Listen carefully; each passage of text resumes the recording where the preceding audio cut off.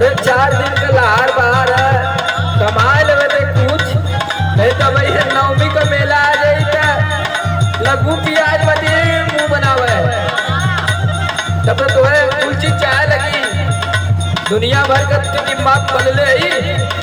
सुन सुनावा कैसे छनी पूरी रोज रोटियां बेलाई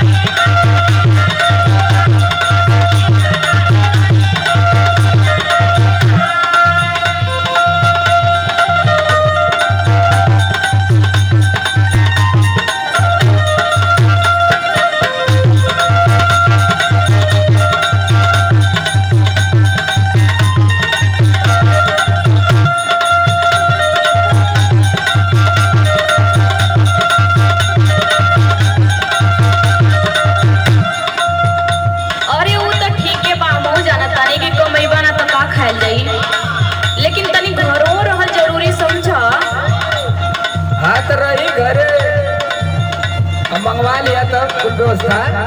सुनावा